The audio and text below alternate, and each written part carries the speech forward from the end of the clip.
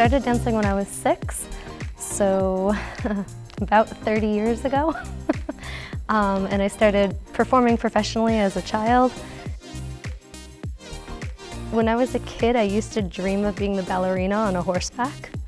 And I was always trying to get upside down or climb things or do things that were like very unusual. And my sister used to dance, and there was no circus in Buffalo. So my parents introduced me to dancing, and it was the closest thing I had to this like physical dream of mine. And so I fell in love with dancing. I loved expressing myself through music.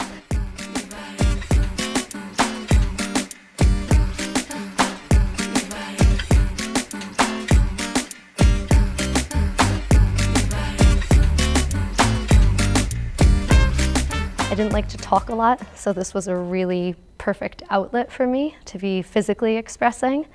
And then many moons later, when I finally moved to New York and was introduced to circus, it just felt like all the pieces started fitting together, and that 6-year-old child was fulfilled. Like it just felt completely aligned for what I wanted. So I live between the worlds of circus and dance. For me as a dancer, I find it easiest to express what I'm feeling, or there's times if I can't even articulate what I'm feeling, if I sink into movement or listen to different types of music, it can help me clarify, and then it's easier for me to be verbal afterwards and communicate what's going on. So for me, the physicality of dancing is really a form that's deeply connected into a way of communicating and self-expression.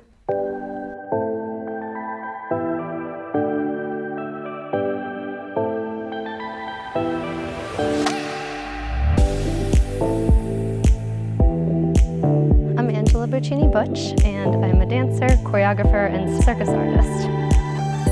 I just arrived back from San Jose with a cast. We had just done a gig there, and we were hearing murmurs of COVID. This was in the very beginning of March, but of course we didn't understand and have the information. So we literally were just arriving back into New York City. That was the last gig we did, and we had a full lineup of gigs, shows. I had some tours lined up, and we're hearing all this stuff, and we had a kids studio at the time as well as the bigger studio, and everything was just so fast. First, all the events got pulled, and it felt like overnight, and we were like, this can't be real, is this happening? Everything got pulled, and then we started limiting the classes down, and then we started limiting the classes down more, and then we eventually ended up closing a few days before mandated to close because we just had no idea what was going on, and it was very obvious that it was too dangerous. The thing is with circus, it's a calculated risk, and we know the risk we're taking, and we can take every safety precaution.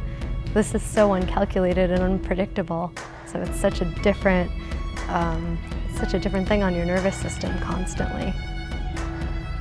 It is the most surreal thing to see our industry completely disappear overnight, and to know within your community it's the best of the best in this field, and all of a sudden all of them are out of work and not clear when it's going to come back. It was really devastating, and one thing I found for myself as well as possibly others in the community is the heaviness in the heart of like not knowing what we're working towards anymore, when all of your contracts get pulled right away and the shows that you love and you're so grateful to be a part of are just vanished. Like you start to, you really wonder, like, what am I doing? Why, like, what's going on?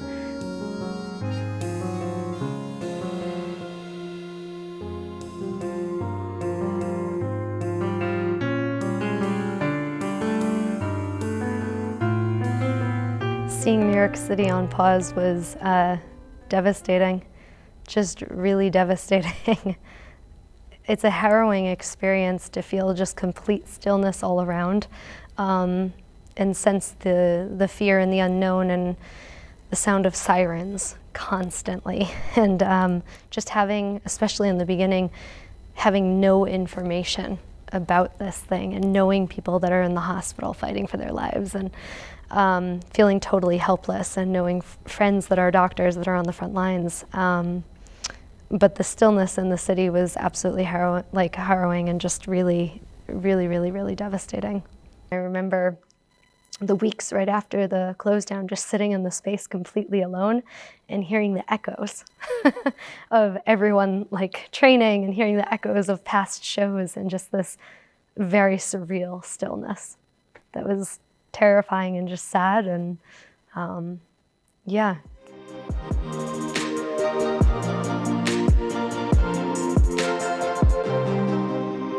So the pandemic, because it hit that pause button for so many, it allows you to reassess what you want to refuel your life with and which pieces of this you want to do. And in addition to having time to rest and reflect, is actually using that restraint as a positive to steer in other directions. So I also took up the skill of bottle walking because it fit in my apartment.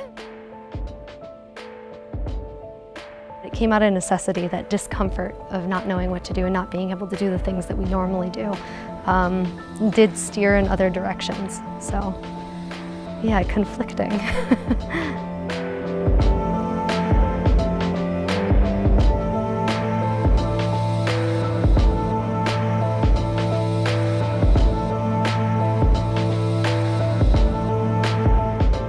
We do broadcasts through YouTube and through Facebook, and we also do privated ticketed events through Zoom.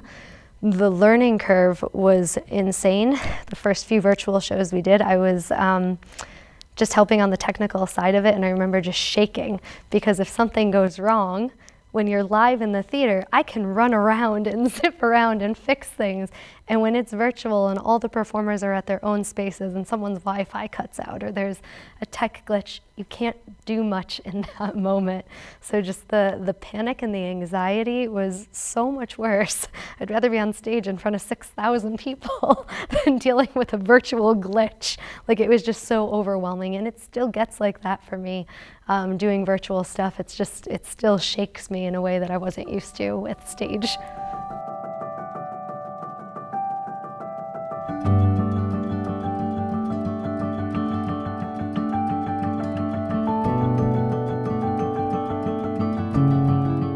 I miss the energy. I miss connecting with an audience and like seeing somebody and feeling something.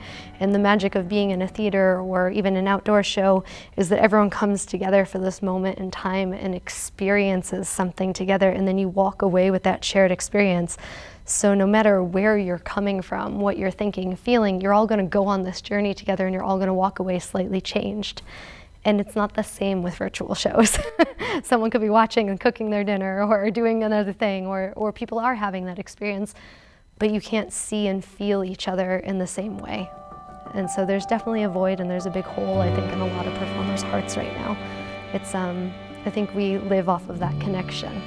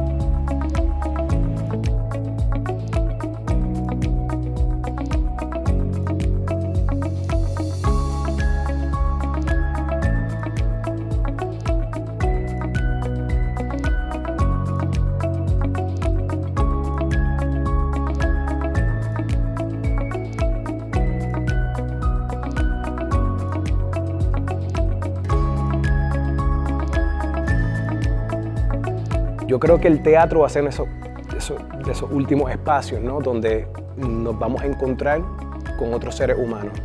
Hay una puesta en escena, hay un evento teatral y la gente se pone maquillaje, se viste para ver a un amigo, un familiar en el escenario.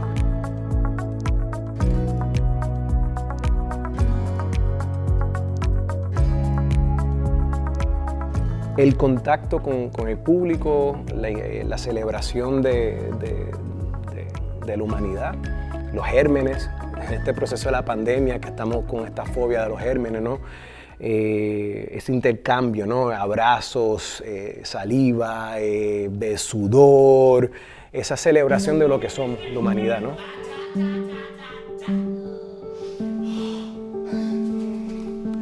Cuando yo entro en escena, esa cosquillita, ese vacío, ¿no? Las manos están frías, mariposita en el estómago, mucha adrenalina, te satisface mucho, no sé cómo explicarlo.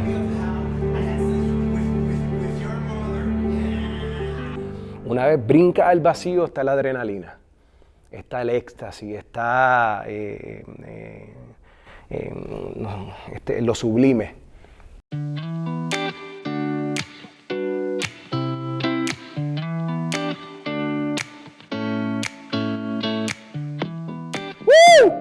Me veo nervioso aquí, coño, vamos. Dale, Daniel, suelta. Dale, tira, Melissa. Ahora, y mi nombre es Daníel Irizarry, soy director, performista, actor y profesor de teatro. El actor es el instrumentalista y el instrumento simultáneamente pasando en el escenario. Hay muchos juegos en el teatro que hago, hay muchos juegos, mucha celebración de vida, ¿no? Interrupciones, abrazando la no lógica. Una vez el público está jugando contigo y los actores están conectándose, es jugar tenis. Y eso es algo que tiene el teatro, que no lo tiene otro arte y enamorado de esta profesión.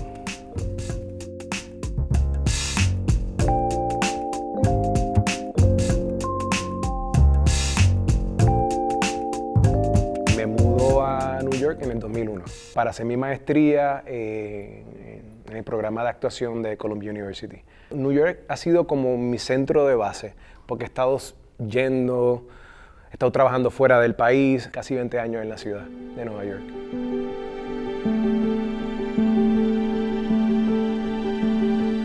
Abrí una obra, estreno mundial, Numbness, de New Ohio Theater en New York City. De ahí brinco a Provincetown con Busu, un proyecto de un escritor japonés. Pude ir a India, Mumbai, Polonia, después estuve en Cuba. Había unas cosas súper lindas pasando, unas cosas lindas, unos proyectos lindos. Cuando llega marzo todo para. El silencio, en las calles, restaurantes cerrados en New York, conciertos cancelados, teatro, todo, cine cerrado. Esta monotonía que fue rara, algo que yo nunca había experimentado, que mucha gente, nadie había experimentado. Esto nunca había pasado anteriormente.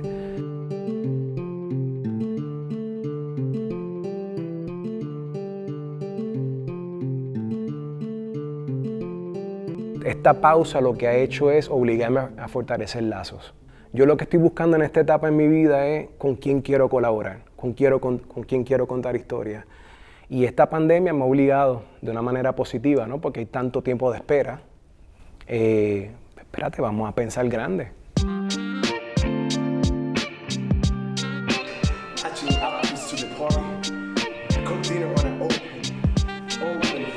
Aunque esté la vacuna, va a estar la fobia, va a estar el miedo, ¿no?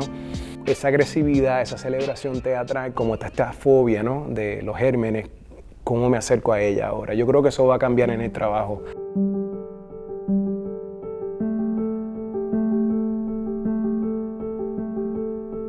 ¿Cómo vamos a jugar con la dinámica del público, el distanciamiento? No sé si has visto conciertos de gente con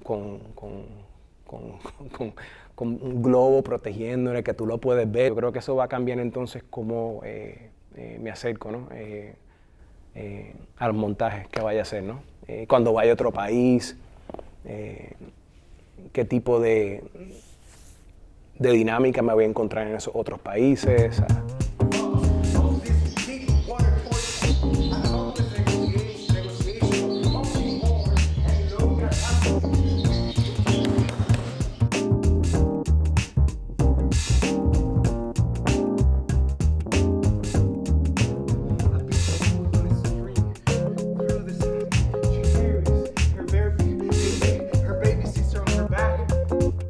Esta es mi vida, ¿no? O sea, esto es lo que he hecho por más de 20 y pico de años, haciendo teatro. Lo extraño, quiero jugar, quiero montar, quiero entrenar, quiero las frustraciones que pasan en el proceso creativo, de los problemas de dónde ponemos las luces, dónde vamos a ensayar, a qué actores vamos a llamar. Todo eso me hace una falta increíble, ¿no? Y en teatro realmente estamos todo el tiempo juntos, ¿no? Me hace mucha falta estar en el escenario, ¿no? Y dirigir.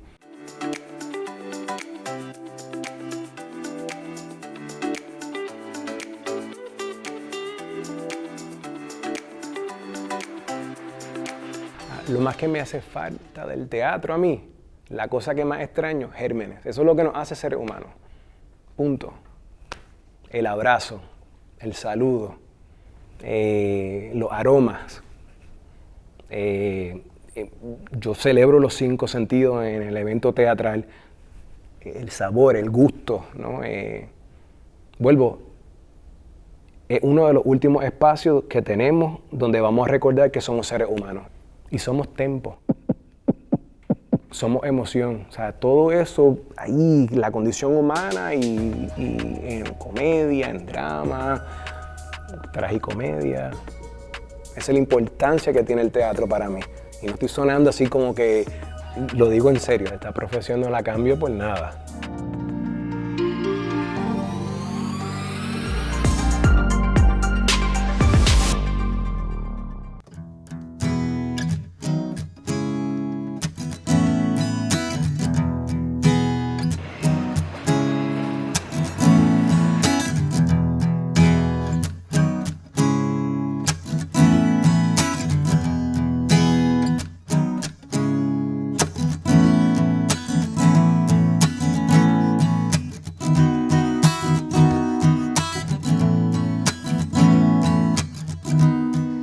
Music has been a part of my life for about 28 years. It's a long time. Me serví un tequila blanco y reté a la heteronorma.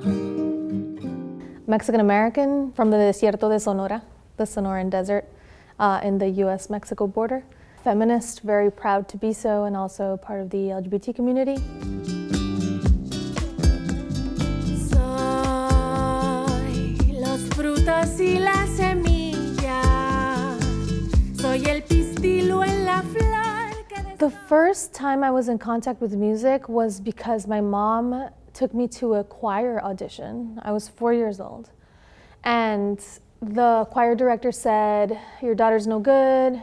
Like, if you really want her to be in music, try piano or something, because she's not going to be a singer." And then when I was 14, I decided that I wanted to learn guitar. And I've been writing music since I was 8.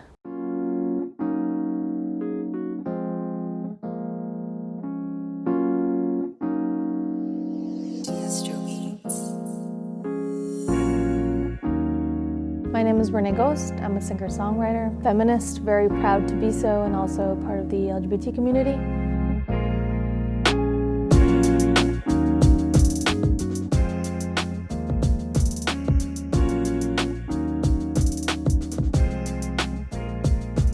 I've been living in New York for, wow, almost 14 years now. The first 10 or 11 years that I was in New York, I was cooking full-time, and I sort of saved some money, and I was like, I'm gonna make a record, that's it. And I slowly started to sort of let go. As things went better with my music, I started to let go of the restaurant job and transition into the independent music career. Y procura en la banqueta no pisar las líneas minas para toda Virgo que se suele obsesionar. Acercándose a la plaza siente mariposas, rosas. There comes a point in your life when you stop asking for permission to do things, and you're just like, I'm gonna do it. And you just go out there and get it, you know.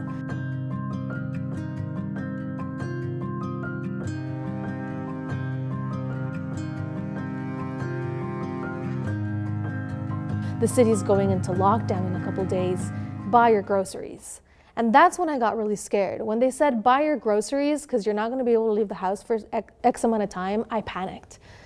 This must have been like March 11th. And I remember going into lockdown that day and just being like, it's the end of the world. Like,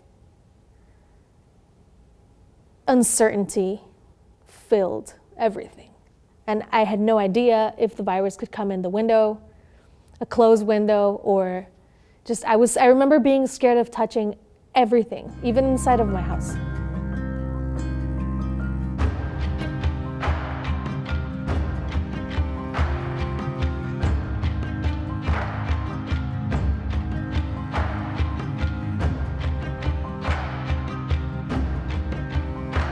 And I had a show in Philadelphia that we canceled. I had a show in Boston that we canceled. I had a show in Brooklyn that we canceled. And then in May, I remember releasing a single. But when I released the single in May, I was like, this is it. Like, I'm releasing singles from my bedroom. Like, we're not coming back. Like, I started to get a sense, you know, that it wasn't gonna come back as soon as I thought. The first few shows that I did online were depressing because I was talking to myself, you know, and I could see my own sort of like selfie on the live. I know for me, when I step on stage, like the euphoria starts to kick in, los nervios se van, like I start to feel more comfortable, and then it becomes like this like super big like high, you know, where I know that I'm just, there's something, it's almost as if my mind switches off and like my soul comes out to play. And not having that feedback of an audience in front of you was crazy. I don't know what else to call it, just like new, sad. Yeah, it's been unexpected. You couldn't prepare for this if you tried, you know what I mean?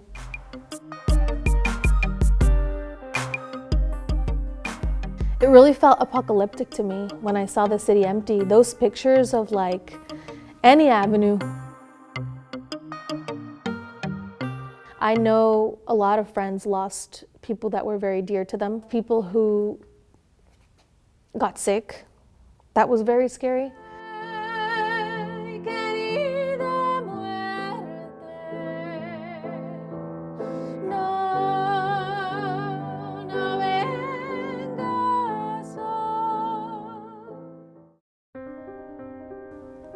I did not leave my house until George Floyd. That's when I broke my quarantine. I was so angry. I was like, it makes me want to cry. I remember how angry I was. I just couldn't sit at home and just watch that happen because I was like, people's lives are our lives are in risk at all times, much more so those lives of Black people. We say in at least in Mexico, we say acuerpar, which means to put your body for someone. And to not acuerpar in that situation just didn't feel like an option for me. So yeah, George Floyd and the Black Lives Matter movement rising for that was really what made me step outside, and I didn't even think about it. I was like, I remember putting on these boots and like a helmet, because I always go like in riot gear, you know, and just putting on a double mask, going out into the streets. And I really felt that because there were thousands of people there, and we went out for days and days and weeks. Yeah.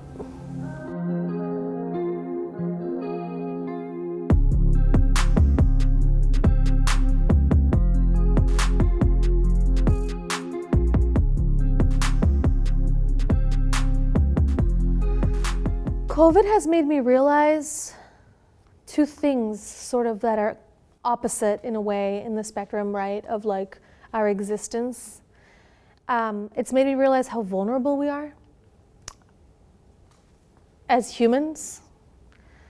I don't think I had come to terms with that fully. How much we depend on the supply chain of food, for example. How much we depend on essential workers, again. How everything can just end from one day to the next. But on the flip side, it's also made me realize how resilient we are. That we can improvise, we can adapt, we can reinvent.